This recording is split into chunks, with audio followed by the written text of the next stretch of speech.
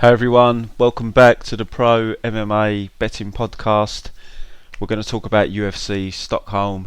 There's a break this weekend, no UFCs this weekend, so we're getting in nice and early with the podcast. I've done tape on the whole card. I'm on to UFC 238 already, so I thought I'd drop the podcast nice and early. First, we're going to talk about last week, just have a quick recap. So it was another winning night for Pro MMA Betting. That takes us now, with regards to pre-bets, to 14-2 on UFC events in 2019. Something that I'm really chuffed about. We also had a really successful night on live betting. So on the night we went 4 out of 5 on pre-bets, and we went 5 out of 5 on live bets. Just so you guys know, all of my bets are third party tracked. Now, not all of my bets are on betmma.tips, which I know is the main tracking site that most people refer to. Because I do a mixture of bets, I don't just bet on the UFC and some of the other major MMA organisations. I do bet on other MMA events occasionally that aren't listed on BetMMA, so the only way I can track them is using a third party site called betting.gs. And BetMMA also doesn't cater for boxing bets, and I do have a fair few boxing bets, so I record all them on that same betting.gs spreadsheet. Example is the weekend just gone, I had a bet of Vicente Luque to win inside the distance, and I had that doubled with the boxing match of Wilder and Brazil to end inside the distance. So I couldn't record that on BetMMA because there's no boxing facility, so I have to record it on the betting.gs third party tracker. So you can access all the trackers. So there's the BetMMA tracker, and I've got 2 betting.gs trackers. One is for, as I just mentioned, kind of boxing straight UFC combos or boxing plays, or maybe more minor league MMA organisations, and there's another tracker that I use exclusively for my live betting results. Now all 3 of them are available from my website. If you go onto prommabetting.com, you will see 3 links on the home page with the icons for BetMMA and 2 for betting.gs. You can just click on them, it takes you straight to the results page. Also, you can access it from this YouTube channel. Below the video where the caption part is, you will see a direct link to all 3 of the trackers, so you can check our results there. So all our results are third party tracks. Just going back to last weekend, so 4 out of 5 on pre-bets and 5 out of 5 clean sweep on live bets. Live betting was really good. We got really good odds on everything. I hit in the boxing Billy Joe Saunders to win by decision. We hit Des Green to win by decision on live bet as well, and then the real good live bets where we got Ian Heinisch at the end of round 2, I think it was. We got him at plus 175, which was pretty crazy considering it was 1-on-1 and momentum was with Ian, and it looked like Carlos Jr. was tiring. Fight went exactly as I called on the podcast. I said ACJ needs to win it in round 1. If he doesn't get him out of there in round 1, it becomes a 50-50 fight, and well, it probably didn't even become a 50-50 fight. It definitely went into Ian's favour after round 1. We also hit RDA on live bet. I think at the end of round 1 I hit him at plus 125, and at the end of round 2 we also hit RDA inside the distance at plus 275. So we had a really good week. As I said, 4 out of 5 of the pre-bets came in as well. So that now takes us to, if you are a £100 per unit or $100 per unit better, that now takes you in 2019 to a profit of £7,900 or dollars if you've been with me for the whole year. So we're on course for that £20,000 or dollar target that I've set ourselves for £100 per unit or $100 per unit bettors. So really happy with that. Just to remind you again of the service, guys, pre-bets are emailed out every week to members. I try and be as quick as I can with regards to getting the tips out. I try to be ahead of the game in terms of odds dropping. Example is for the Stockholm card, I got in nice and early with our bets. The tips I've sent to members, the odds have already gone the other way.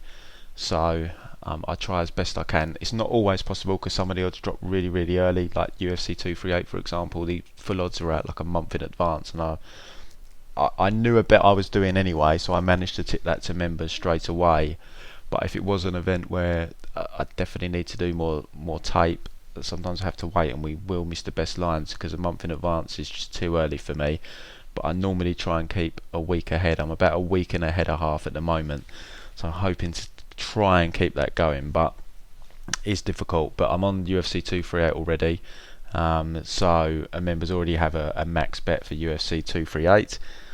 There's a couple more fights that I'm interested in betting wise, so I should have 238 wrapped up pretty quickly, so then I can move on to the following card, which does look really, really good for betting. But yeah, pre-bets are emailed as and when I come across them. We offer audio live betting tips, as I just mentioned. We have a Discord channel, private chat room. I will be on the mic. I will let you know or recommend what you should bet on live betting. I also text the tips as well, because some people have problems with a mic, so audio is available and also texting of tips is available. I will start emailing members every week now to let you know what the live betting format is looking for that week and give you the timings, etc. We have this weekly prediction podcast for the UFC. I'm more than happy to give people bankroll management guidance. If you're new to betting, you need assistance with how to manage your bankroll, more than happy to answer any questions through email. As I've said before, I take a marathon, not a sprint approach. I am not reckless with my bankroll or your bankroll. I'm not one of these MMA tipsters or tipster in general that is going to jeopardise your bankroll by risking an insane amount each week. I see a lot of tipsters out there that are risking 30, 40, 50, 60, even more units per week, which is absolute suicide. One bad event and you've wiped out your bankroll, or half of it. There's no way in a million years that's going to happen with me. I'm more than happy to take a steady approach to this game. That's what I've been doing in all the years I've been doing it, and it's proved very, very profitable for me. As I've said before, you're not going to have a winning week with me where you win like 30, 40 units, because I don't risk enough in order to win that amount, but you will win steady profit with me. I tend not to bet more than 10 units per event. Odd exception will bet more if it's a betting card that I really, really like, but it is steady growth with me. I think that's key to this game. I don't reach on bets, I won't force a bet. If there's nothing there, I'll just pass on it. I'm even open to passing on events if there isn't something I like. It's not happened yet this year, but there probably will be one or two events where I just say, look, I'll pass, and if you have signed up with me for a membership, I'll just extend it by a week if there isn't a bet available. But I'm not into forcing bets or anything like that. So, and I also don't tip bogus prop bets that you can't get good money down on. Some people that are with me are big bettors, so it's difficult to get big money down on prop bets. So I tend not to tip them. The only props that I tend to bet are a fight to end inside the distance or a fight to go the distance. I stay away from the other ones because, as I say, it's hard to get good money down on them. We are the world's highest stakes MMA tipster. We post our bet slips on Twitter to prove this. I like you guys to see that I am betting what I'm tipping. I like to see the amount that I'm betting, and I like to verify that I am the world's highest stakes MMA tipster. I haven't seen anyone that's shown a bet slip who provides tips for MMA as a paid service that exceeds our amounts. So bet slips are posted as well, so you can see exactly what I'm betting. Our subscription packages are very competitive. We offer live betting packages, pre-betting packages, and a combination of both. Most popular and what I recommend is go for a monthly. Gives you a full flavour of what we're about. You should get in that month 3 or 4 events out of us. You can opt for a weekly, but you're going to get 1 or 2 events out of it. It doesn't really give you a full taste for how the service works. And what normally happens after the month is guys will either do another month for maybe a couple of months, or they jump straight in with a 6 monthly or annual. If you do purchase an annual membership from me, money back guarantee on the subscription if you don't make profit with me. We are going to make profit, guys. It's MMA's, for me, it's fairly easy money. It can be very stressful, especially during the actual fights when they're close fights, but for me it's the easiest way I've ever found to make really, really good money. And as I said, all our bets are third party tracked, so you can verify our record. And this year, £100 per unit or $100 per unit bettors are in profit for 7,900. So hopefully we can break through the 8,000 mark on the UFC Stockholm event. And speaking of that event, I think it's time that we broke down the card from top to bottom.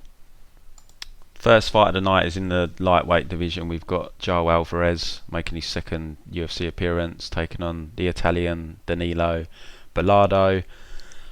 Very quick on this fight. It's an extremely hard fight to call. Bellardo is basically a grinder. He likes to take you down. He likes to win fights from top position. João Alvarez tends to be a guy that doesn't mind getting taken down and is pretty useful off of his back or hitting guillotines off takedown attempts. 15-2 record. He's finished every fight inside the distance that he's won. 14 submission wins. We saw him against Damir Asmagulov not do a lot really. It was a stand-up fight for 3 rounds and Alvarez just didn't do anything. He just got teed off on for 3 rounds. Bit of a bizarre debut, to be fair. Bellardo, I went back and watched a few of his fights. He's a young guy, 24. Alvarez young as well, so both could be improving, but wasn't impressed by Bellardo particularly. I mean, I watched his last fight against the Brazilian Denilson Oliveira, kind of a bit back and forth. You know, he managed to kind of grind out the win in the end, but yeah, I wasn't impressed by him. He's not going to last in the UFC. He's a grinder and his wrestling's just nowhere near good enough to, even at the lower level of the lightweight division, he's going to struggle. But João Alvarez, he seems to be a guy that doesn't mind getting taken down because he's content to play the guard game and hit subs. That's not going to work in the UFC. He might get away with it here because Bellardo is not UFC caliber. Tough fight to call from a betting perspective. I think it's a complete pass. Alvarez is a slight favourite, -140, but I think if you're betting on this, you're completely deganing really. It's a really hard fight to have a solid read on. I imagine Bellardo's going to be looking for the takedown. Alvarez is going to look for the sub.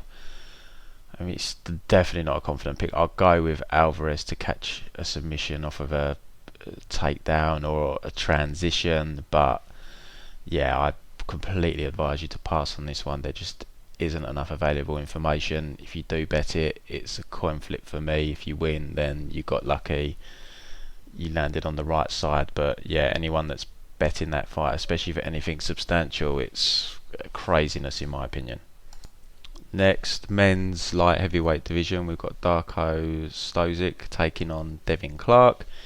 I tried to cap Stosic for his UFC debut and it was really hard to get a real good understanding of his game. There wasn't a massive amount of tape available, and what there was, the kind of competition he's faced isn't great, so yeah, pretty hard to get a read on him. I'm not sure who he's training with now because Krokop's obviously had the mini stroke and he's retired, but he kind of was a Krokop disciple. Made his UFC debut against Jeremy Kimball, managed to stop him in the first round. He's, from kind of what I've read from people that apparently have seen a lot of him on the regional scene, he hits hard, but he's a low volume guy. He's taken on Devin Clark here, who is a UFC veteran now, has quite a number of fights. Trains out of the Jackson Wink camp. Good wrestling pedigree, but his chin is very suspect for me. We've seen him knocked out in his last fight. Aleksandar Rakic put him away. Alex Nicholson knocked him out with, I think it's still the shortest punch I've ever seen, put him out cold. Really not sold on his chin at all, and Stosic does hit hard, but again, this is another hard fight to call. I just don't know how good Stosic's takedown defence is. I know he's got a solid judo background, but Devin Clark's going to be looking to grind this out, but I do feel on the feet his chin is a bit of a liability.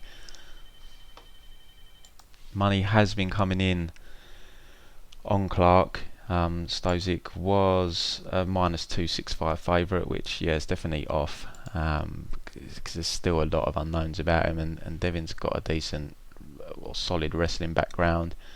Potential is there for him to ground Stosic and win the fight that way. Lines come right down there. Stosic minus 150, which I feel is probably more accurate, considering Devin's chin deficiency. Again, hard fight to bet on. There's a lot of unknowns. There's no way to have a full read on how good Stosic is yet. So for me, I'm going to go with Stosic to win this by knockout. It is a fade on Devin Clark's chin for me. I think it's a big liability for him, but would not be shocked if he manages to grind Stosic out. But I'm going to go with Stosic, but it's not a confident pick. It's another fight that I think anyone that's betting, especially betting big on, you're completely digging in. It's a real hard fight to be confident in either way. I can't fault anyone for taking a small stab on Devin Clark at dog odds, especially when he was up at kind of the plus 200 range. But yeah, he's not overly comfortable on the feet. He did drop Rakic, but yeah, he's not the best guy standing. So if he can't get Stosic down, I do worry, and I do feel that Stosic probably gets to his chin at some point. He is a big hitter, so I'll go with Stosic to win this by knockout. Women's featherweight division next. We've got Sweden's own Bia Malecki taking on Duda Santana. Just real quick, apparently Duda is Brazilian Cowboy's sister. I can't find any verification of this. I saw it online, so I'm keen to know if that is the case. They do train at the same fight team. I'm sure Brazilian Cowboy is at the Tata gym, like Duda. So apparently it's his sister. So just thought I'd throw that out there. If anyone can verify that, I'd be keen to know. But breaking down this fight, so Bia is going to be fighting at home here. She is Swedish. She's got a Thai boxing background, 27 years of age. We saw her on The Ultimate Fighter. I mean, from what we've seen, she's still pretty raw, fairly new to MMA. I watched her fight with Faith Davis, where she managed to win by rear naked choke. There's a clip available of her. I assume it's the 22-second win. She catches a kick and knocks the girl out with, I think it was a right hand. And there's her Ultimate Fighter fight where she faced Leah Letson. She looked okay in that fight on the feet. I mean, what I basically took away from Bia is her Thai boxing style is definitely one where she likes to be in close, she likes to clinch, she likes to knee, she likes to elbow. Against Leah, her punch count was very low. She was looking for the stepping elbows, she was looking for the plum to land knees. So her hands don't look the strongest. She definitely wants to be in close, and that is going to go against her heavily in fights where people are going to look to grind. And we saw that in the Letson fight, where she was closing the gap looking for them elbows and then knees from the plum. It was allowing Letson to basically grind her against the fence, which is how she ultimately lost the fight, by getting taken down and stopped. So it went to a decision actually, but taken down and grinded out basically. So that is going to go against her in fights where people are looking to grind, because that's her Thai style. But she did bust Letson open with an elbow. She's got some real vicious elbows, nice knees as well. So you can see that she is well schooled standing up. Takedown defense, held up in parts, but ultimately she did end up getting taken down each round. But at least she was well schooled. She knew when to use a whizzer. Something I always look for in women's MMA, because you'll be surprised how many just don't know the basics, such as using a whizzer, framing, etc. But she looked well schooled in that sense. So yeah, it'd be interesting to see where she goes. She's been training at good gyms as well. If you look at her Instagram, she's been at All Stars. She's actually done this camp over at Fortis, which is where Macy Kaysen is. So I feel that's a good move for her. I think she's done around 6 weeks over there for this camp. Duda, I just watched her last fight, which was on the Contender Series, went 3 rounds. I feel it gave me a good flavour for her. Sorry, it wasn't on the Contender Series, it was on I think it was a Brazilian regional show, but it went 3 rounds. It was about 18 months ago, so there is potential improvement there. Who knows how she's now going to look, but she fought an opponent that's 1-4. Duda's style was basically to try and fight at range. She looks like she's got a fairly lengthy reach. She threw straight punches, which was a plus in women's MMA. All the punches she threw were straight. She tried to keep the range. She is hittable. The girl she fought basically just spammed overhands, and she landed way more than she should have. And she actually rocked Duda a couple of times as well. A couple of times in that fight where she looked hurt. So a little bit worrying that perhaps her chin isn't as good as or as good as you would like it to be, because she definitely got hurt a couple of times, but she did control the fight.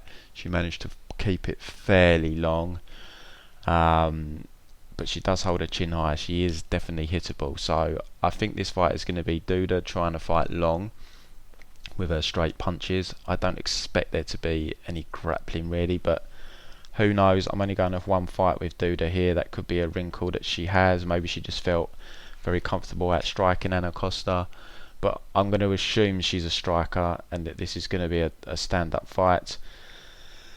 Bia is going to be looking to, I don't think she's going to be looking to strike at range. I think she'll be looking to step in with those elbows, get that tie plum, land those knees. So it's going to be an interesting fight. Duda has fought at 135 as well before. The line, it opened for me, it was well off, because I did see Duda up at like minus 230 at one point, which doesn't say that when you look at BFO and check the mean odds, but I definitely saw her at minus 230. The lines come all the way down now to Santana is a minus 130 favourite, Bia plus 110. I expect this fight to close. I think Bia's going to close as a slight favourite. She's got that striking pedigree, that background. Definitely doesn't look as raw in the striking sense as Santana, albeit I did like how Santana threw straight punches and tried to keep the range. But I mean, you've got to bear in mind the opposition as well. She was facing an opponent that was 1-4, and two of the other girls Duda has beaten have lost to Priscilla Cachoeira, so she's fought no one. I mean, 3-0 and being in the UFC is quite odd, really. I mean, maybe not sort of for women's MMA, but you know, are you ready for that step up? Bia, at least she's got that striking background, and she's in here because it's Sweden. They want a Swedish fighter on the card. Is she the only Swedish fighter on the card besides Lina Länsberg? So, and obviously Gus. So they obviously, you got Latifi as well. So they obviously wanted to try and get Teymur as well. Actually, I'm talking shit. There's plenty of Swedish fighters on here, but yeah, for whatever reason they wanted to get Bia on here. So here she is, Swedish girl. Yeah, she's taking it serious. Out at Fortis for 6 weeks, been at All Star. So I'm going to go with Bia to win a decision here. It's going to be a close fight. It's probably going to be a little bit sloppy. The odds now are, they're tightening up now. But if anyone got in when Bia was, well, if she was minus 230, then Bia must have been around plus 170. I think that's really, really good value. It's hard to go big even at that price, but Bia definitely the right side at that price. But I think it's going to close fairly accurate. I see this as a pick-em-ish fight, and I think the line will represent that by the time it closes. But yeah, interesting to see that one actually. So we move across now. Next fight on the card, up to the men's lightweight division. We've got Nick Hein taking on Frank Camacho. If we just look at the odds, or the stats rather, for this fight to begin with, Camacho's got a substantial reach advantage here. He's got about a 7-inch reach advantage, and now Nick Hein is used to being at a reach disadvantage. He's quite, the T-Rex kind of arms, real short, so it's not saying he's not used to. He's 5 years older as well. He's 35 years of age now. He's got a 4-inch height disadvantage. This is going to be a stand-up fight. Nick Hein doesn't use his judo. Bizarrely, he's never used it since, I think he used it against Drudoba, but since then he just doesn't use it. I mean, Frank Camacho does actually hit some nice foot sweep takedowns, but he's got zero top control, and I think he'll find it difficult to hit those on Nick Hein. Nick's got a very solid judo base. He's going to have good balance, and even if he does manage to hit one, I think Nick will be up very quickly. So I think predominantly this is going to be on the feet. Frank averages over 6 significant strikes per minute. Nick's at 2.5. Nick absorbs just under 3. Frank's up at absorbs almost 8 per minute. And as I say, the takedown aspect, there might be a few here or there, but I don't see that determining how the fight plays out. I think both will get up quickly if they do end up on their back, and as I say, Nick just doesn't go for takedowns anymore. Once upon a time I was pretty high on Nick Hein, but kind of his career's just passed by. He's fought very infrequently. He was at Tiger at one point, left there, then he went to the camp in Los Angeles with Vladimir Matyushenko and Anthony Hardonk. Now he seems to be back in Germany training. Kind of a bit disappointed with how Hein's career's gone. He had that loss to James Vick back in 2014, very close fight. He dropped James, I think, a couple of times in that fight, but James managed to find his range in the end and use that to get the victory. But I remember betting him against Taihun Bang back in September 2016, so 2.5 years ago. It was in Germany, and man, it was a really close fight. It made me sweat in that fight. I really thought he was going to use his judo in that fight. I think he hit one takedown, and then that was it, just back to striking. But as I said, he's just been really, just hasn't fought a lot. I mean, he did have 2 fights in 2018. He lost them both. David Hamos took him down and choked him quick. And he lost a close competitive fight with Damir Hadzovic. Stand-up fight for 3 rounds. It was a close fight. I did edge it to Damir, but it definitely wasn't a wipeout. But I did wonder if we'd see Nick back in the UFC after that fight. But here he is back against Frank Camacho. Frank's in on about a month's notice.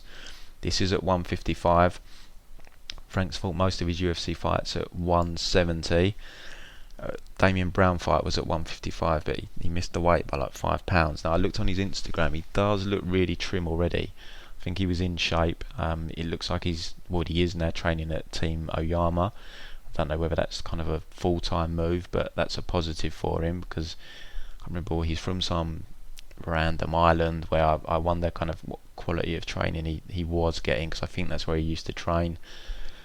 He is 1-3 in the UFC, but I mean, he's had some tough fights. He had Xinglan Wei on his debut. He had a very strong first round, but Xinglan managed to take over in rounds 2 and 3. He used the leg kicks really well, slowed Frank down. Frank gassed as well. Damian Brown fight, back and forth war. Split decision, but I definitely thought Frank won that fight, but very competitive fight.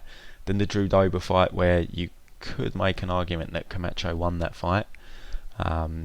Again, he slowed down badly, but he kind of fought through it in round 3, and there's an argument there that he did win it, and then he got completely outclassed by Jeff Neal back in September 2018 and was brutally knocked out, one of the worst knockouts of 2018.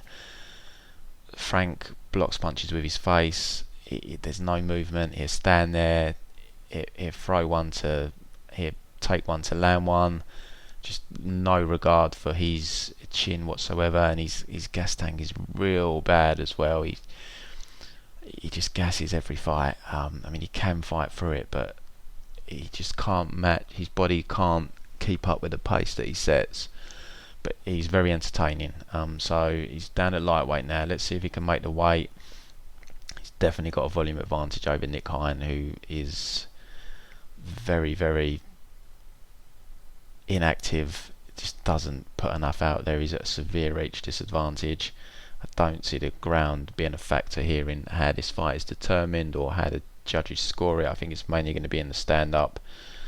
It's a hard fight to call because Frank does slow down. I mean, Nick can as well, but Frank is a habitual gasser, and this is fairly short notice. And he's just so hittable. He's going to take his licks, but he's going to dish them out as well. But I mean, Nick Hein's always shown a solid chin, so I think he'd do well to get Nick out of there. I mean, the line's tightened right up. Nick was like a -180 favourite at one point, which was crazy. For me, this is I see it as a pick and fight really. Maybe Frank slight favourite, which is how the odds have actually flipped now.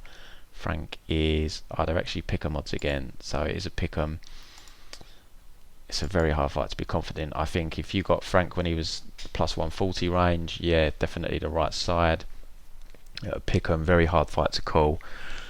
Frank will be at volume Nick, but he's just so hittable is the problem. Just he stands there and throws, he can be countered. Nick does use more movement as well than someone like Damian Brown, who kind of just stood there and threw with him. But Damian's a bit of a savage in himself, and he's happy to take one to give one. I'm going to lean Frank here to win a competitive decision. I think he's just going to do enough to kind of out-volume Nick, because Nick's volume is a concern, but there is a path here for Nick. He can try and kind of hit a move and counter Frank. That's his path, but I do think Frank will just be in his face enough to win this decision. But I think the line is about accurate now as a pick'em. And Frank's cardio, it makes me very hard to trust him. He just habitually slows down, so it's just his style of fighting. I don't think it's something that's ever really going to be fixed. And Nick's tough. I think it's going to be hard to get him out of there, so I can definitely see Frank maybe starting strong and slowing, Nick coming more into it. Maybe the power punches of Frank will be enough to sway it, so I'll go Frank to win a decision. But I think it's going to be a really entertaining fight. Surprised he's not on the main card actually. But yeah, Frank decision, but he's a hard man to trust. We stay in the men's lightweight division. We've got Stevie Ray taking on the returning Leonardo Santos. Santos been out for about 2.5 years. I'm not exactly sure why. I remember reading an article, maybe it was about a year ago, where he just said the UFC just weren't offering him fights. So I don't think he's actually been injured. He is 39 years of age now as well, so that's definitely not going to help him, along with the ring rust. But he's got a 5-inch reach advantage here over Stevie Ray. Stevie is a southpaw, Santos orthodox. He's 10 years older. Strikes landed per minute, Stevie's at 3.5, Santos nearly 2.5. Strikes absorbed, both about 2.5. Takedown average, Stevie less than 1, Leonardo just over 1 per 15 minutes, but I'll get to that in a minute because I think that's a little bit misleading. Stevie Ray takedown defence down at 55%, which is a worry when you're taking on Leonardo Santos. So Leonardo trains out of Nova and Yale. Slight concern I have with him being from Nova is I don't know if he's fought since USADA, and there is a concern for me that they were a camp that were juicing. A lot of their fighters fell off a cliff after USADA, so slight worry there with Leo if he is, if he was kind of on something and now he's not, and he is 39, how is he going to look? But I went back and watched his last 4 UFC fights. Efren Escudero, he did slow down in that fight. Now he won round 1, he got a takedown, controlled. Efren couldn't get back up. Round 2, Efren actually dropped him. Leo was slowing down. Efren won the round. But round 3, Leo managed to get another takedown, kept him grounded. Yeah, that guy gets you down, you're in trouble. He's a 7-time Brazilian Jiu-Jitsu world champion, one of the best ground games we've seen in the UFC. Just had Efren's back, just couldn't get back to his feet, so he lost the decision. Then he fought Anthony Martin when Anthony was down at lightweight. Pretty comfortable win, hit a lovely foot sweep takedown in the second round and pretty much an instant submission. Kevin Lee, I bet Kevin Lee in this fight, so I remember this fight vividly. He actually took Kevin Lee down, hit a lovely double leg on Kevin Lee. Kevin did get back to his feet pretty quickly, but then he got dropped by a right hand. Stoppage was maybe a little bit premature, but I can see why Big John stopped it. Kevin was kind of on all fours and Santos was teeing off with right hands, and it did look like Lee went out at one point because he kind of flopped forward. So I can kind of understand why it was stopped. And then he fought Adriano Martins, his last fight, so that's about 2.5 years ago. It was a stand-up fight for 3 rounds. He won a split decision, very close fight. He tried to take Martins down once or twice, but generally no takedown attempts. And I think Martins is a It's a credentialed Brazilian Jiu-Jitsu guy. I'm not sure if I'm speaking wrong here, but I think he might be a world champion as well. So it kind of explains why it was mainly played out on the feet. Stevie Ray, I just don't think the guy's UFC caliber. He just got his Brazilian Jiu-Jitsu brown belt, so that kind of gives you an idea as to the Brazilian Jiu-Jitsu difference between the two. But this is MMA, so it doesn't necessarily mean be all and end all for Stevie here. But yeah, I just don't really think he's UFC level. I mean, his first 3 fights in the UFC, he had very favourable opponents. He won all 3. He's shown a real problem with wrestling. Alan Patrick just wrestled the hell out of him for 3 rounds. He beat Ross Pearson in a very dull fight. Not a lot happened. Split decision win, but no one really landed. I mean, Ray probably edged it, but it was a very uneventful fight. He got a majority decision over Joe Lozon after a real tough first round where he got taken down and got absolutely smashed on the ground, but Lozon gassed himself out, basically going for the finish. Paul Felder then stopped him, lost the split decision to Kajan Johnson. Very close fight, could have gone either way.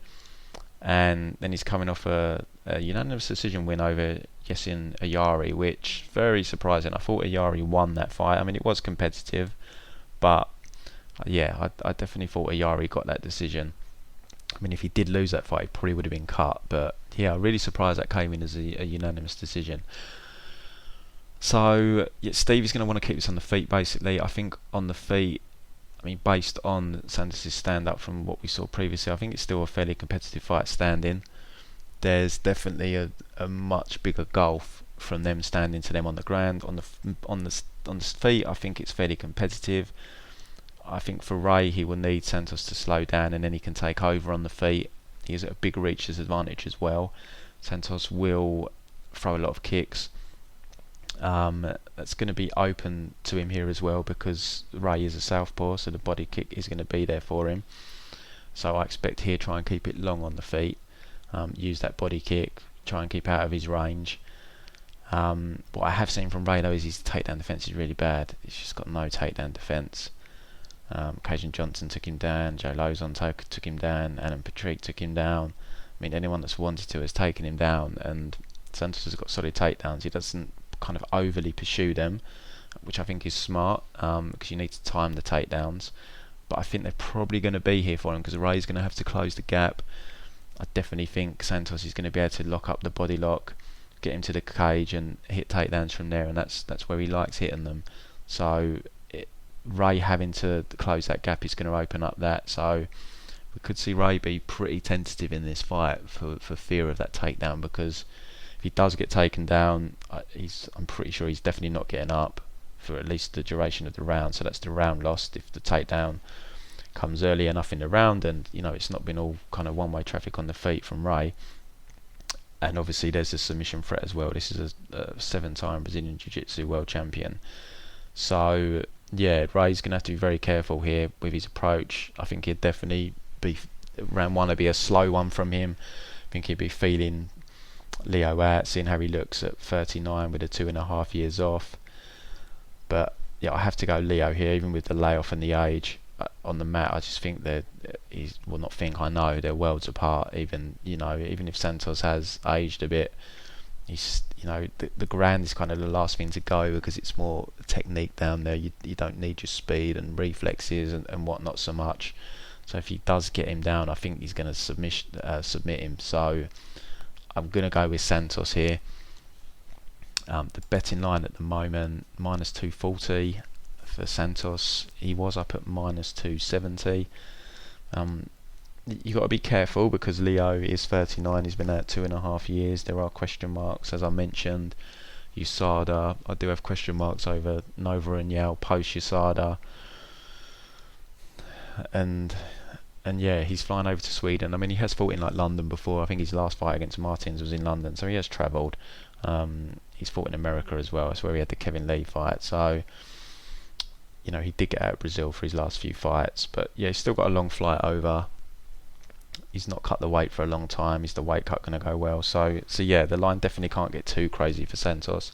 I think if Santos had last fought kind of 6 months ago and he'd been active, I could definitely see the line being pretty wide here, but a lot of question marks, and 39 is pretty old for a lightweight fighter, so I don't expect that line to move too much, but I am going to go with Leo to win by decision here.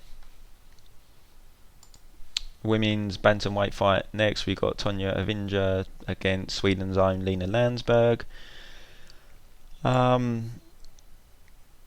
Tonya's got, I mean, it's not really coming, I don't think it's really going to be a factor. Tonya does have a 5-inch reach advantage. They're the same height at 5'7". Striking stats, I mean, Lina's strikes landed per minute are, a lot higher. I think a lot of her strikes are probably from the clinch. The takedowns, I mean, it's a bit misleading, Evinger's stats, because she's not really, the only UFC fights that are factored in here are the Cyborg and the Aspen Lad fights, and not her Invicta fights.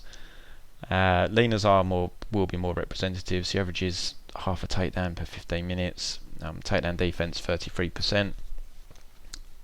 For me, Lina is a very, very limited fighter. She basically wants to clinch you on the fence. That's about all she does. She isn't a UFC caliber fighter for me. I definitely think she's getting cut after this fight. They've put her on the card because she's Swedish. Tonya Evinger's got real solid wrestling, really good takedowns. I mean, they've got one mutual opponent. Now, I don't like playing MMA maths, but they both fought Kunitskaya. Evinger, she lost the first time, bit of a fluky armbar loss, but dominated her in the rematch. Just took her down easily, dominated her on the mat. Lina Länsberg whose favourite position is the clinch on the fence. She got out clinched by Kunitskaya and pretty much taken down at will by Kunitskaya. Question mark on Evinger is after the Cyborg fight she had a pretty bad leg injury.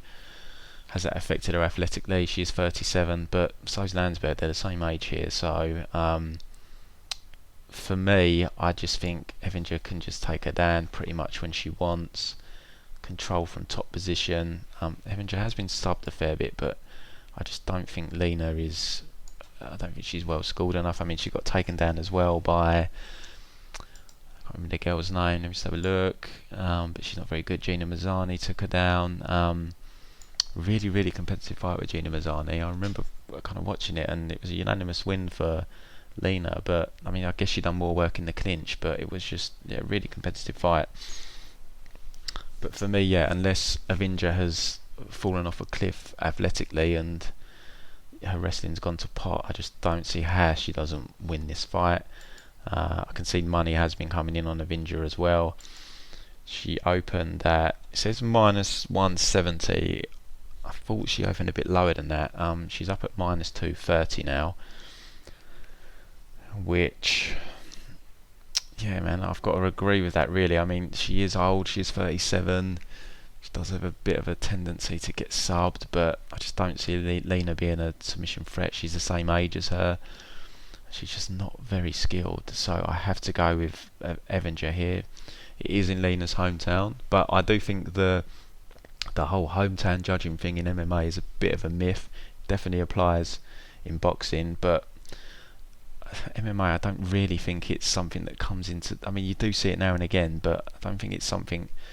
I'm not going to not bet a fighter just because I think they might lose a hometown decision in MMA. In boxing, it's something I'd definitely factor in massively, but MMA, no. And I mean, for me, how's Lina going to win this? By holding her against the bench and outworking her on the fence? It's a small window. She just isn't a good fighter. So, I pick Evinger probably to win a pretty decisive decision there for me. The line, do I want to play minus 230 on Tonya Evinger? Probably not. Is the line accurate though? Probably, and I wouldn't be surprised if it got a little bit wider either. First fight on the main card, men's featherweight division, we've got Daniel Teymur getting another shot in the UFC, taking on Sun Bin Joe. This fight's like some of the ones earlier in the card, a really hard, difficult one to call. Daniel, he hasn't looked good in the UFC. He fought Henry in his debut. I mean, to be fair, he took the fight on a week or two's notice. He was on his honeymoon. He had a really good round one, but gassed himself out going for the finish. And Henry basically took over and won a dominant decision in the end.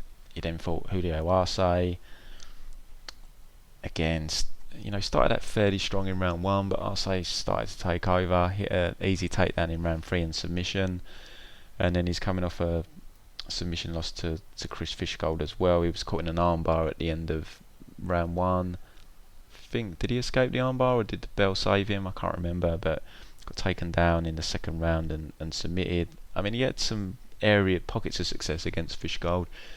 Managed to out-scramble him a couple of times, get on top, but the first time he got on top he dropped back for an ankle lock. It was like, come on, you're in the UFC, it's highly unlikely you're going to hit an ankle or Achilles lock on someone like Chris Fishgold. Gave up the position, allowed Chris to get up, and he had top position another time. Kind of got a little bit overly aggressive with his ground and pound, which gave Chris the space he needed to get back to his feet. But yeah, he's 0-3 in the UFC. He's not UFC caliber, Daniel.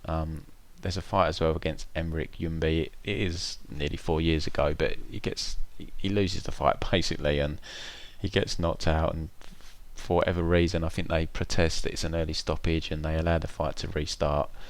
And Daniel manages to lock up a guillotine, but yeah, he's not that great. I mean, he's got decent enough stand-up, but he's really hittable, and he does gas badly. But Sunbin Joe, it's hard to get a full read on him. I watched his last couple of fights. Nakamura was just outmatched. He's got a really good frame for featherweight, Sunbin Joe. Nakamura was just outmatched on the feet, and I watched his last fight where he got the win in the 4th round. It was a fight he was in trouble in. He had his leg chopped badly in that fight, so he's going to have to be careful here against Teymur. Teymur's going to look for that leg kick. It was about 15 months ago, so possible improvements. He's spent some time over at Tiger in Thailand, so it'd be interesting to see how he looks here. He's 26. The betting line at the moment is Sunbin Joe is -160. He was up at like -200 at one point, which is just dumb because he doesn't look that great on tape himself. I mean, he got his leg was gone. He'd done well to win that last fight. His leg completely chopped out. Daniel, he's a gamer. He's going to throw hard. He won't quit. It's going to be a stand-up fight, so he's not got to worry about the submission threat here. I don't think Teymur. Unlike the Arce fight where he got taken down and subbed, and the Fishgold fight. So. And even Danny Henry took him down and dominated him on the mat as that fight wore on. I think here it probably plays out on the feet. So Daniel's going to get the fight he wants. I think it's a pick-em fight, really. I think it's a hard one to call. So I think there is value on Teymur, even now at +140. But do I want to bet Daniel Teymur? It's a hard one. I don't know what Sunbin Joe is going to look like. Is he going to look like a different fighter? Possibly. Sometimes these guys do. They come to the UFC, they've been out a little while, and they look really, really good. I'm not sure on the stats here, but I'm imagining Teymur's probably going to have a height and reach disadvantage, possibly significant. But yeah, he's a guy. I mean, Daniel does, he go for a lot of crazy stuff like spinning elbows and whatnot, and it leaves you open to takedowns when you spin and give you back. But as I say, I think he's going to get the fight he wants here. So I'm going to pick Teymur. It's not a confident pick at all. But as I say, I take this all from a betting perspective. He's +140. I think it should be a pick-em fight. So I think there is value on Teymur. He's in Sweden. Binjo showed a big weakness with the leg kicks in his last fight. Daniel is a decent kickboxer. So let's go with Daniel to get and the funny thing is Daniel gets a UFC win here. He's going to get another crack in the UFC, so we get a potential chance to fade him again, depending on who he gets next. But I'll go with Teymur to win here. Next, it's the men's lightweight division. We've got Christos Giagos taking on Damir Hadzovic. I actually like this fight. I think it's going to be a real competitive fight. They're both a similar height, similar reach. Strikes landed per minute. Hadzovic is up at 3.5, Giagos just over 2. Strikes absorbed. Damir's up at 3, Giagos just under 2. Damir doesn't really go for takedowns. Giagos though averages just under 2 takedowns per 15 minutes. So Yeah, when I went into this fight, I thought it was going to be I didn't have a great recollection of Giagos, to be fair, and I did think, oh, we're definitely going to have a stand-up fight here. But Giagos will use takedowns. Definitely not something he's frightened of going for. Now, his takedowns aren't great, but he does hit them, and he does go for them. Concern for him is his gas tank. Yeah, he gasses most fights, and obviously if he's shooting and they're being stuffed, it's definitely going to drain his gas tank. But I went back and watched these last two ACB fights. Shamil Nakayev, he lost a split decision to. Very competitive fight. He actually got he lost round 3. So I think he did drop him, but then he got taken down and held down for the duration of the round. Batista, he won a decision over. Pretty much wrestled him in that fight. Charles Oliveira, obviously you're not going to try and wrestle Oliveira. Yeah, put up a decent shine in round 1. Oliveira only got him down once. He got back to his feet quickly though. Was fairly competitive on the feet. And then against Hirota, he used again a wrestling heavy strategy to win that fight, but gassed badly by round 3 against Hirota, which is worrying. I mean, there was the flight to Australia and so forth, but it is worrying because he pretty much controlled the first 2 rounds from top position. Hirota did work his way back to his feet in each round, but he did get taken back down. Giagos' top control isn't the best. People do tend to get back to their feet. But takedowns is definitely something he's going to mix in, I feel, here against Damir. His stand-up's okay. If he can get wild and throw wild overhands, it's how he ultimately got taken down by Charles Oliveira, which led to the submission. He just threw a wild overhand. Now I think that tends to happen as he gets more tired. But he reminds me a little bit. Now he's not as bad, but you're right. He's a bit of a Frank Camacho in the sense that he'd just stand on the spot, dig his toes in, throw a combination, but he'd just stand there and be there to be hit. I remember watching his fight with Josh Emmett. I didn't watch it for tape purposes here, but I've seen it in the past, and Josh Emmett just keeps landing that massive right hand of his, and he hurts Giagos about 3 or 4 times until eventually he gets the stoppage. But it's because Giagos would just plant his feet and just doesn't move. He's just there to be hit back. So that is a problem for him. Now Damir does have some nice stand up. He's got solid cardio. I think he's definitely got the cardio edge. On the feet, I can see it being competitive, especially in round 1, but I think Giagos is going to slow down, which will allow Damir to have more success on the feet. My concern though is Giagos, as I said, he will wrestle, and Damir, he's shown a weakness for takedowns. Marcin Held was taking him down pretty easy. Marcin Held's a very good grappler though. As I said, Giagos' top control isn't great, but Held was taking him down and keeping him down. He did get back up against Held at one point, but he got taken back down, and then it was a bit of a fluky knee in the 3rd round that knocked Held out. And then Alan Patrick, I mean, he can be a difficult guy to deal with, Patrick, but he just ragdolled Damir for 3 rounds.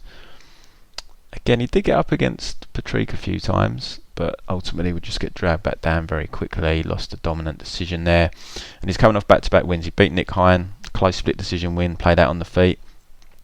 Paulo Hayes, I bet him against Paulo Hayes, and actually a very different tactic from Damir there. He actually used takedowns in that fight to get that win. It was pretty close on the feet, but he'd hit takedowns and dominate from top, and ultimately finished Hayes from top position in the 2nd round. So this fight is going to be interesting. Giagos is going to mix in the takedowns. He's probably going to get some. His takedowns aren't great, but if he pursues them enough, he's probably going to get Damir down at some point. I'm not convinced he can keep Damir down though to kind of do enough to win a round. On the feet, I think it's competitive, and still Giagos starts slowing down, and he just tends to slow down in most of his fights. I don't like the betting line. Damir he's actually dropped. He was up at -230. He's down at -200 now. I think it should be a little bit tighter than that, but it's very hard for me to pull the trigger on Giagos because of his gas tank and his style. He is there to be hit when he throws, but I mean, I think the wise thing to do would be to mix in the wrestling here, but then is that going to drain the gas tank? Probably is. He's got another long flight here, flying over to Europe. So I am going to pick Damir, but I think Giagos is live. I mean, Damir was up at -275 at one point, which, yeah, that's well off. Definitely off. I still think the line's a little bit wide. I'd definitely consider Damir potentially if that line comes in another half a point, maybe -150. I might have another look at this fight. At the moment, it is a pass for me just because Damir's takedown defence is something that he struggled with. Giagos will go for takedowns, albeit he doesn't have the top control of Marcin Held or Alan Patrick, but he's got better stand-up than Held and Patrick as well, so it's not like he's out of his depth on the feet here. I think it'll be competitive, as I've said, up until the point he starts to slow down, but I don't like betting on someone hoping the opponent gasses. I learned that a long time ago, so I need to bet Damir if I feel he can win this fight, even if Christos doesn't gas. But the line's a little bit too wide for me at the moment. The Polo Hayes isn't the best fighter, and he did have a good win over Nick Hein, but Nick Hein just didn't try and mix in his judoka. It's just dumb fight IQ, and he does have solid stand-up, Damir, so I will pick Damir to win the decision here, but I'd need the line to come in a little bit for me to bet it. Men's light heavyweight division next, we've got Aleksandar, Rakic, Jimi, Manuwa. Rakic, everyone's favourite prospect, it seems, at light heavyweight, well, at least until the Brazilian guy, whose name I can't remember at the moment, came along. Quick look over the stats here. Rakic 3 inches taller. Jimi's got a 1 inch reach advantage though. Jimi strikes down per minute 3.5. Rakic is up over 5, but Jimi's fought a much higher calibre of competition. Jimi absorbs 4, Rakic 1.5. We have seen Rakic use takedowns. He used them against Ledet. Jimi's pretty tough to take down though. He'd do well to get Jimi down here. Jimi's very strong. So, yeah, interesting fight for the prospect Rakic here. Jimi Manuwa is definitely not someone to sleep on. He trains over at All Stars. Would have done his camp with Gustafsson for this fight. He is 39 now though. And you've got to say the chin, he's possibly becoming a bit of a liability. Gustafsson took him out of a knee. Anthony Johnson put his lights out. Oezdemir got that very quick win over him, and he's coming off that loss to Thiago Santos, which was a very back and forth fight. I mean, in round 1, Jimi actually had Thiago hurt. Now, I think Jimi had his bell rung at that point, so maybe he wasn't aware, but went for a takedown instead of kind of pouring it on the feet, so potentially threw that fight away there. But he's coming off 3 straight losses.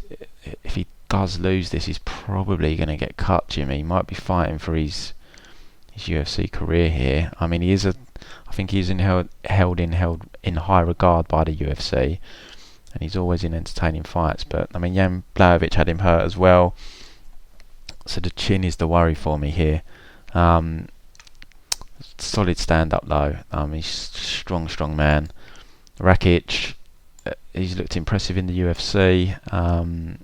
Got a good decision win over Barroso. Dominated Justin Ledet. Actually mixed in takedowns there, and he's coming off a win over Devin Clark. Actually got dropped in that fight with a left hook, which, funnily enough, is Jimi Manuwa's best punch. So I think Jimmy's going to try and steer him into that left hook here. And he landed. It was like a weird spinning back forearm that landed. So he threw the spinning back fist as he was backtracking, and the forearm kind of dropped Devin Clark, whose chin's questionable, and then he stopped him with follow-up ground and pound. Trains at American Top Team, so you've got to expect he's going to be improving all the time. He's a -200 favourite here. I mean, I'm not surprised. There's hype around him. A lot of people are looking at him as the kind of one of the next big prospects in the light heavyweight division. But this is a big step up in competition for him compared to who he's fought so far. Did get dropped by Devin Clark, so question mark slightly over the chin there. But I wouldn't say he didn't seem overly hurt. He did get dropped, but it wasn't like didn't seem on Queer Street to me. Kind of seemed to have his senses straight away. But Jimmy's a big puncher. Definitely the biggest puncher that Rakic has fought. Like, the debt doesn't have any power. Devin Clark isn't a striker, he's more a wrestler grinder, and Barroso definitely doesn't have power. So it's tough fight to call this one for me. I'm definitely not betting Rakic as a -200 favourite. Not he's even higher now, -210. Not with someone with Jimi's power. I definitely think Jimi's the right side here, +175. Just Jimi's chin just worries me. That's the problem. So I'm gonna go with Rakic, just because he's 12 years younger, got his whole career ahead of him. Jimi is kind of toeing the line of probably retirement, and his chin just isn't great. I don't think Rakic can get him down though, so it's going to be a stand-up fight. So it's going to be dangerous the whole time for Rakic because Jimi cracks. But I'll go with the surging prospect here, Rakic to get a win, possibly a knockout win if Jimi's chin is cracking. But I definitely don't fault anyone having a go at Manuwa at +175. I think the line's a little bit disrespectful. Men's featherweight division next. We've got a very good fight. Fishgold taking on Makwan Amirkhani. So I know Fishgold fairly well. He's from the UK like myself. I follow Cage Warriors really closely. I've got a good understanding of Chris's game. He likes to barrel you into the fence with power punches, hit the takedowns and look for the submission basically. That's the be all and end all of his game. His stand-up has improved and he does crack. He's only got 2 KO wins on his record, but I think that's a little bit misleading because pretty much up until the UFC anyway, he's just been able to take everyone down and take them out on the mat. It's kind of where he prefers to go. It's where his real strength lies. So I think that's why you've not really seen him knocking people out. Not saying he can knock people out in the UFC. Stand-up is a little bit raw, but I definitely think he could have had more success with knockout wins on the feet on the regional scene if he wanted to. But ultimately, as I say, he's kind of forte is his takedowns and his ground game, Brazilian Jiu-Jitsu black belt. Stats here are Makwan's got about a 4-inch reach advantage, a couple of inches in height. On the feet, Makwan is pretty low volume, and the stats back that up, under 2 significant strikes per minute. Albeit the reason for the gaps he's had is he said he's wanted to work on his boxing, so he's been putting a lot of work in on his boxing. He did look a little bit better against Jason Knight. Landed some decent counter shots. He fights out of the southpaw stance. He likes that right hook counter, but still pretty low volume, and he still doesn't look overly comfortable on the feet. Chris is up at over 3 significant strikes per minute. Absorbs though just under 4 from his 2 UFC fights. Makwan down at under 1.5 or just over 1.5. He doesn't hang around on the feet for too long. Albeit against Jason Knight, he was kind of getting top position on Jason Knight, and there was a couple of times where he stood up and invited Knight back to his feet. So definitely wants to show his stand up off. No doubt about that. Takedowns are where these two kind of excel and where I think this fight is going to play out.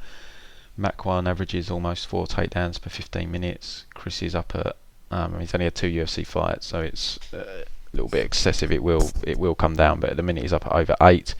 Both of them basically 50% takedown accuracy. Takedown defense, Makwan is 57%.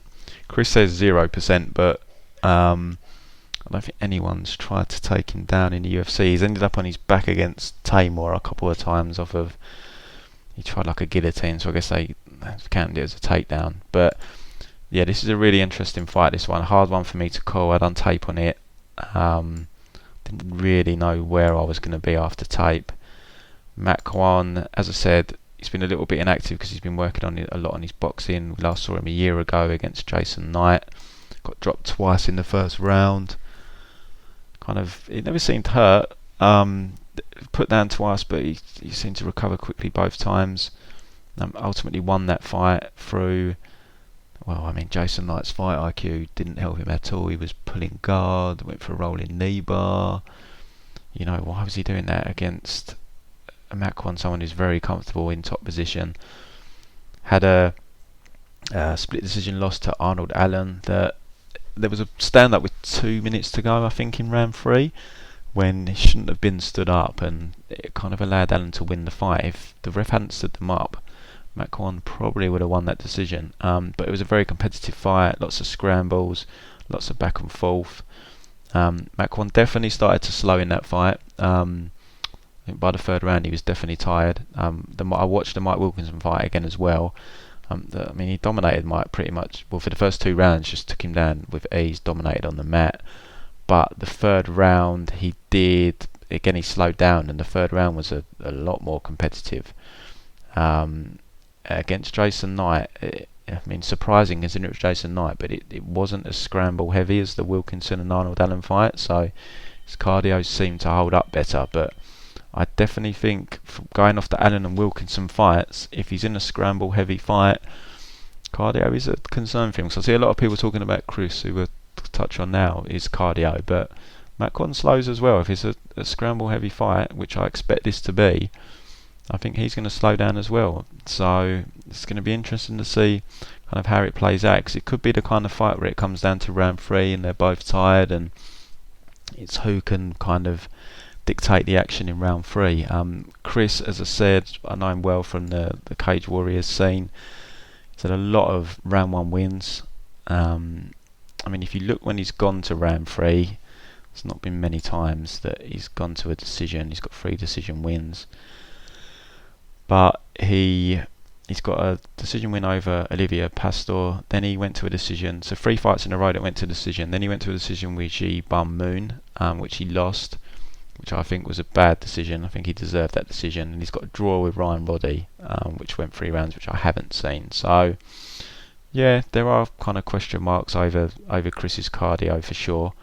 The Nick Heron-Webb fight, which was a 5-round fight in Cage Warriors, he clearly won that fight, but he did lose round 5 pretty decisively. He got swept from the bottom, and yeah, the guy pretty much dominated him from top for the last 2.5 minutes, had his back. He was in a little bit of trouble towards the end there, but that was in the 5th round. He seemed okay for the first 4 rounds, albeit what I will mention is Heron-Webb did manage to hit a couple of sweeps on him from the bottom, normally off the omoplata. Go for that and managed to sweep him, but that was 2.5 years ago, so I'm sure Chris has tightened up his ground game. He's a black belt now as well. We saw against Calvin Kattar, he came out really strong, power punches, going for takedowns. Did get Calvin down, but Calvin popped straight back up, and he definitely did start to slow in that fight. Now, it was his UFC debut, maybe he was a bit over eager to impress, and he got caught with a shot behind the ear, put him down, follow up ground and pound. And then Daniel Teymur, again, I don't know whether he was just over eager to impress again, had a bit of an adrenaline dump, but he slowed down in that fight as well against Daniel Teymur, and it was a little bit sloppy in parts. He tried to jump on Teymur's back, slid off, ended up on the bottom. He tried to wrap up a guillotine by kind of jumping up with his legs round Teymur's body, and again he ended up on the bottom. He doesn't look overly comfortable on the bottom either. Daniel actually had some success with some ground and pound. He just ended up getting a little bit over aggressive, allowed Chris to get the underhook and get back to his feet. But ultimately he did get Daniel down, subbed him, but Daniel slows as well, so it's a hard fight to call, this one. I'd give Chris the advantage on the feet. He's the bigger puncher. Makwan is very low volume, so if this did stay on the feet for 3 rounds, I'd have to go with Chris, but I see this just being a scramble heavy fight. Chris, ultimately, his go-to thing is to hit the takedowns, and Makwan, it definitely is his thing. I think if he feels the power of Chris, I don't think he's going to want to mess around on the feet for too long. I think he'd definitely resort to his wrestling, albeit against Knight he did seem a bit happier trading on the feet. So it could come down to who wins the scrambles, particularly when they're more tired. I think Makwan might be the tighter grappler here, so I'm going to go with Makwan to squeak out a decision here. I just think people need to be wary, because I see a lot of people saying, "Oh, Chris is going to gas." As I've said, you shouldn't bet someone hoping the opponent gasses. It's not a good way to bet. But Makwan does slow as well. I can definitely see this becoming a real grindy, who wants it more kind of in round 3 kind of fight. Makwan's done his camp at SBG. Chris Fishgold trains in Liverpool at Next Generation. So a little bit of a kind of a domestic rivalry as well here. But I can see Chris having a good first round with his power punches on the feet. Maybe being competitive with the scrambles, but I just think I don't like how Chris looked on his back against Teymur. If Makwan can get him on his back, could spell a little bit of trouble for Chris, and I think that will wear Chris out as well, being on his back. I don't think he likes being there. I think it will make him tense up. I think he'll try and maybe use too much strength to get back to his feet, and it's going to wear on him. And yeah, I see it being a close fight. I see it coming down to round 3, but I just think Makwan's scramble heavy game might just eke it out for him. But a tough fight to call. I think it should be a pick'em, which it pretty much is. Chris is a very small favourite, but I think pick'em odds are right. I think it's a very hard fight to bet at these particular odds. Chris, the line originally, let's see what it was. Chris opened. It says he was only as high as minus 140. So yeah, it's a real tough fight to bet on. I think at current lines where it's basically a pick'em, I don't think there's really any value either side personally. I'll go with Makwan to win a close decision. Next, it's the men's light heavyweight division. We've got Ilir Latifi taking on Volkan Oezdemir. Another tough fight to call. Volkan, I mean, both of them slow down. So we've got 2 fighters that slow down. So it's always tough to bet on fighters that slow down. It's tough to have any faith in them.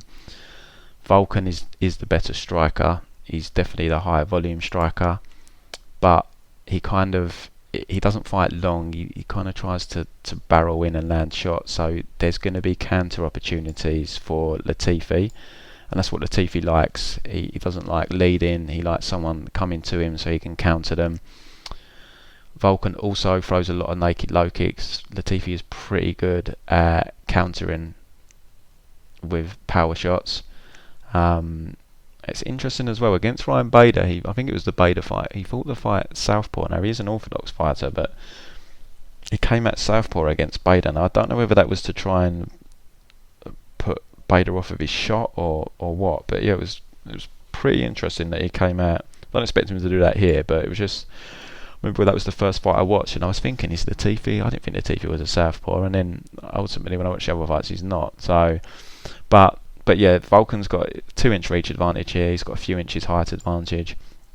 As I say, he's the higher volume striker, but he does absorb more strikes. But I mean, he has fought a higher caliber of opponent.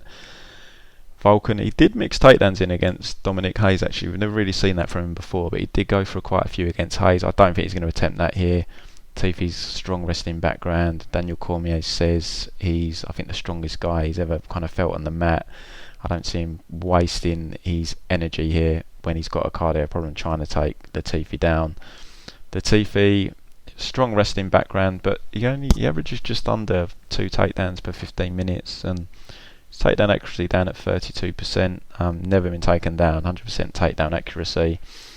The key is here: can he get Volkan down? Volkan's 75% takedown defense. Daniel Cormier got him down at the end of round 1. He kind of thwarted Cormier to begin with, but it's typical Volkan. He starts really strong in round 1 and he just starts to fade. So can Latifi get these takedowns as the fight wears on? Slight worry for me is round 3 of the Anthony Smith fight, where Anthony Smith took Volkan down and pretty much took his back straight away and submitted him. That's not a great look. But Latifi does slow as well. So this is an interesting one. If Volkan can push the pace, which I think he will be throwing a lot of volume. It's going to force Latifi to throw back. That's going to slow Latifi down. I think he'll struggle to get Volkan down, at least initially. I don't think when he's fresh in round 1 he's going to be able to get the takedowns. So I do give the advantage to Volkan on the feet. He's shown a very solid chin as well. And obviously he's shown that kind of freaky power when he knocked out Serkinov and Manuwa, but Latifi has shown a pretty solid chin in the UFC. I know he got stopped. There was a body kick against Jan Blachowicz, and the KO loss to Bader was he just basically shot as Bader threw a kick and the knee landed. It probably knocks anyone out. So I think Latifi's chin is pretty solid himself. Coming off that loss to Corey Anderson where he just got outworked, he slowed down. I mean, there's been a lot of line movement on this, which I think is right, because Volkan was up at one point. It says minus 170 on BFO, but he was definitely up at, I saw like minus 200 at one point, which is definitely off. I think the line now is probably accurate. Volkan's a minus 125 favourite. It's a slight favourite. I think Latifi loses this fight on the feet.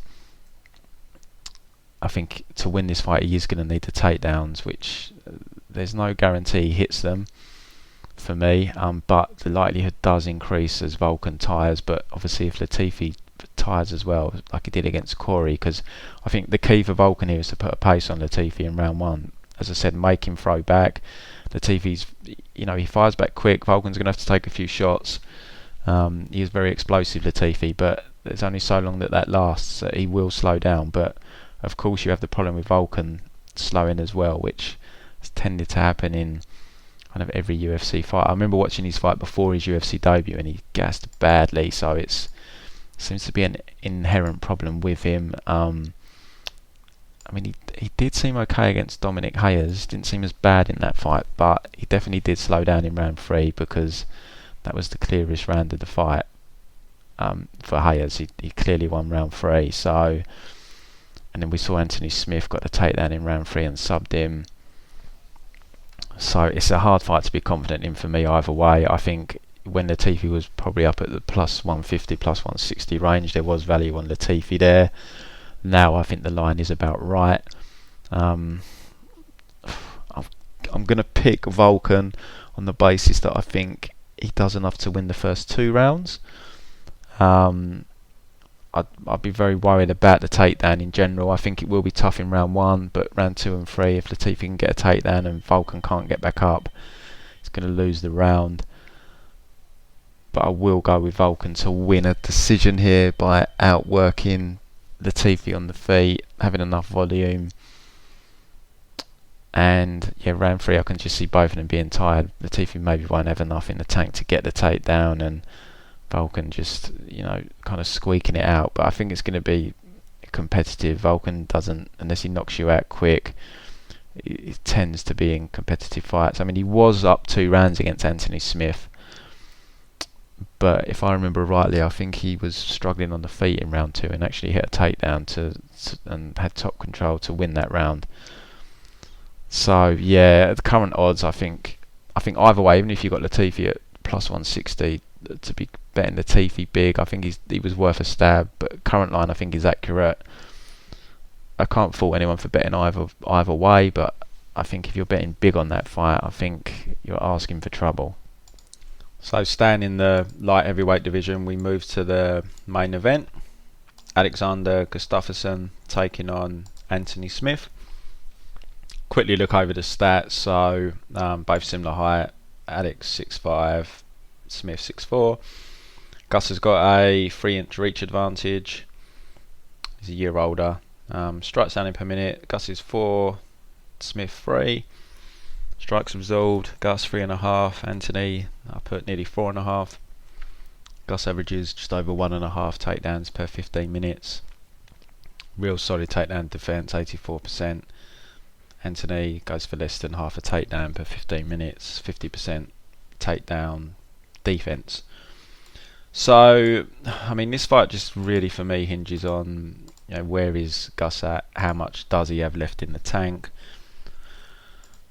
He's coming off that loss to Jones, got stopped in the 3rd round. I thought rounds 1 and 2 I thought Gus looked alright. They were fairly competitive. I mean, Jones won the 1st round, probably won the 2nd round as well, but Gus was starting to have a little bit more success. he stuffed a couple of takedown attempts in the first 2 rounds from Jones easily. I think what led to his downfall was he did get his leg hurt from a kick that John threw. I think it was at the end of round 2. I think that kind of jeopardised his leg, and I think that led to the takedown that John hit in round 3 rather. I mean, kind of finished Gus on the floor a little bit. I didn't see that coming, him just pounding him out like that. So a little bit worrying, but I mean, John is the GOAT, the greatest of all time. So losing third round stoppage to John, should we be putting the writing on the wall on Gus because of that? Maybe not just yet. I mean, he's only 32. Yes, he's had a lot of injuries. Yes, he's had some tough fights. He had a bad knockout loss to Anthony Johnson. The first fight with John Jones was a 5-round war. Same with the Daniel Cormier fight. I mean, he looked great against Gus. It's a couple of years ago, but prior to the Jones fight, that's the last fight we've got to go off. He looked really good in that fight. I mean, Glover rather, is pretty slow. I mean, it's kind of a good fight for Gustafsson in that sense, but he looked fine there. But obviously you have the Blachowicz fight as well, where he didn't look so great. Then a year out, was getting tagged on the feet, was having to take Blachowicz down, won the fight through top control basically. Anthony Smith started in the UFC as a middleweight. He has looked much better at light heavyweight, I've got to say. He took out Rashad and Shogun. I mean, 2 fighters that, well, Rashad has retired. I mean, Shogun probably needs to. Probably won't know as he's coming off that win. But yeah, 2 faded fighters for sure. Then he got the win over Volkan. He was 2 rounds down in that fight. He was coming on strong on the feet in round 2, but Volkan, I think that I mentioned it earlier, I'm sure Volkan took him down in round 2 and managed to win the round with the top control, because he had Anthony kind of went to all fours, which is something he tends to do. He done it against John Jones and struggles to get back to his feet, and he just takes a bit of a beating from that position. But he got the third round submission. It's a bit of a trend as well with Anthony Smith fights, because he was 2 rounds down to Andrew Sanchez and 2 rounds down to Hector Lombard, and he came back and won in round 3, and he done it against Volkan as well. So he's certainly someone that doesn't give up on himself. And then he lost to John Jones, one-sided fight. I mean, I don't know why John didn't get him out of there. It was like he was kind of playing with him in a way, but really think he could have got Anthony out of there. But I mean, he showed that he's tough. I think his chin's better at light heavyweight as well. He took Volkan's shots. Volkan landed some solid shots on him, and then he kind of didn't seem too phased. So I do think he's better at light heavyweight, but I mean, this is a big ask for him. I think. I mean, I know John kind of struggled a bit with the takedowns, but I think the takedowns are there for Gus if he needs them. On the feet, I mean, Smith is dangerous on the feet, but I still think Gus has enough on the feet to outstrike him as well. It's just a question of how much do you think Gus has left? You know, how has he dropped a level? If he has dropped off, how much? But I think it would be a pretty big upset for Anthony to beat Gus, especially in Sweden. I've got to admit though, I kind of mulled over betting Gus, but minus 300 practically he's sitting at now. I mean, you can still get him minus 275 a few places, but it's not overly appetising with the question marks, because he's had tough fights. He's coming off the stoppage loss. He's had a lot of injuries. You know, where is he at? And I mean, this is one of them fights where, in hindsight, once it's happened, you're like, why didn't I bet Gus? But there are question marks to stop you from doing so. I mean, Anthony Smith's only 30, but he's had a lot of fights, had like 45 fights, and he's been stopped a lot by strikes.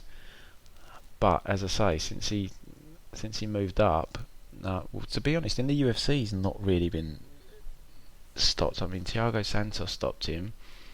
He's the only one that stopped him in the UFC. So he's I mean, you look back at his record. In fact, he's not been KO'd for I mean, to be fair, you've got to go all the way back to 2011 when Adlan Amagov, if any of you guys remember him, I think he only had the one UFC fight, I think he's retired, actually stopped him with strikes. So, I mean, I'm just looking at a lot of these, they're all TKOs to punches. Now, I wonder how many of them are him getting maybe pounded out on the mat and kind of the ref stopping it, so perhaps he didn't take as much damage as the 8 KO losses would suggest. But yeah, besides the Thiago Santos fight, I've only just noticed that actually we're going all the way back to 2011 for him to have been stopped by strikes. So that is interesting.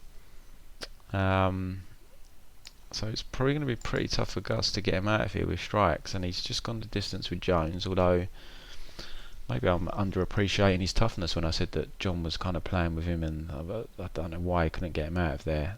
But yeah, it's just, I don't know, I just see this as being, it's a 5-round fight. It's probably going to be a little nervy when it's on the feet, because Anthony does have power. He is dangerous on the feet. You know, what is Gus's approach going to be? Can he hit takedowns? If he can't and it's on the feet, you know, it could be a little nervy. I mean, Gus is tough. I mean, John is besides Johnson, I mean, he's never been stopped on the feet besides the Anthony Johnson fight.